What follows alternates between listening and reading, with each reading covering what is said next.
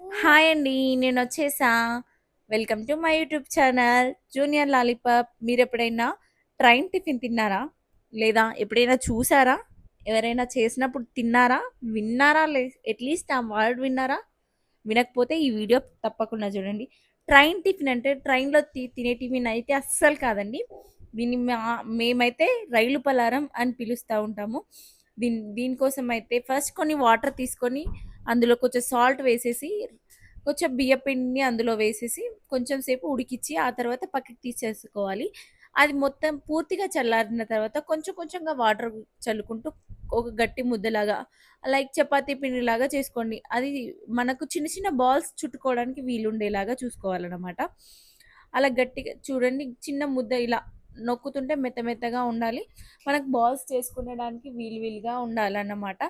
దీన్ని చేసుకోవడానికి ఫస్ట్ హ్యాండ్స్‌కి ఆయిల్ పెట్టుకోవాలి. బియ్యపు పిండి కదండీ! వెంటనే అతుక్కుంటాయి. అతుక్కోకుండా ఉండడం కోసం మనమని కంపల్సరీగా హ్యాండ్స్‌కి ఆయిల్ రాసుకోవాలి. హ్యాండ్స్‌కి రాసుకొని చిన్న చిన్న బాల్స్ లాగా చుట్టుకోవాలండి వీటిని. ఎంత వీలైతే అంత ఫాస్ట్‌గా చుట్టేస్తే త్వరగా అయిపోతాయి. ఇవి చేసుకోవడానికి కొంచెం చాలా ఎక్కువ టైమే పడుతుంది. బట్ తినడానికి యమ్మీగా ఉంటాయి. ఇవన్నిటిని అయిపోయిన తర్వాత కంపల్సరీ స్టీమ్ చేసుకోవాలి. ఒక 20 మినిట్స్ స్టీమ్ చేసుకోవాలి. ఆ తర్వాత పోపేసుకోవాలి. పోపులో ఆవాలు, జీలకర్ర, కరివేపాకు, ఆనియన్స్ అన్నీ వేసేసుకొని నేను కొంచెం ఆనియన్ ఎక్కువ వేసుకుంటానండి. నాకు ఈ రెసిపీలో ఆనియన్ ఎక్కువగా ఉంటే బాగా ఇష్టం. ఒక 1 అవర్ పాటు నానబెట్టుకున్న పెసరపప్పు ఉందని చెప్పాను కదండీ! దాన్ని కొంచెం బరకగా గ్రైండ్ చేసుకోవాలి. బరకగా గ్రైండ్ చేసుకున్న తర్వాత ఆనియన్ గోల్డెన్ బ్రౌన్ వచ్చిన తర్వాత కొంచెం పసుపేసేసి మంచిగా మగ్గిచ్చేసి, ఆ తర్వాత ఈ గ్రైండ్ పట్టుకున్న పెసరపప్పు పేస్ట్‌ని అందులో వేసేసేయాలి. కరివేపాకు నేను ముందే వేసేస్తాను.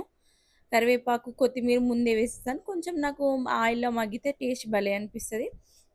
గార్నిష్‌కి కూడా వేస్తాను. మళ్ళీ అలాగే కొంచెం పోపులో కూడా వేస్తాను. ఈ పేస్ట్‌ని మంచిగా కలుపుకోవాలి. పచ్చి వాసన అంతా పోయి ఇట్లా పొడిలాడుతూ వచ్చేలాగా మంచిగా కలుపుతూ ఉండాలనమాట. అది మొత్తం ఉడికిందా లేదా కొంచెం టేస్ట్ చేసి చూడండి. థిక్ గ పేస్ట్ అయిపోయిన తర్వాత అందులోనే కొంచెం సాల్ట్ అండ్ కొంచెం కారం వేసేసి మంచిగా కలిపేయండి. ఈ పేస్ట్‌ని మొత్తం కలిపేసిన తర్వాత మనం ఇందాక స్టీమ్ చేసుకున్న రైస్ ఫ్లోర్ బాల్స్‌ని అందులో వేసేసేయాలి. మంచిగా వేసేసి కలిపేసేయాలి. That's it guys. ఈ వీడియో మీకు నచ్చినట్లయితే లైక్ చేసి షేర్ చేయండి. సబ్స్క్రైబ్.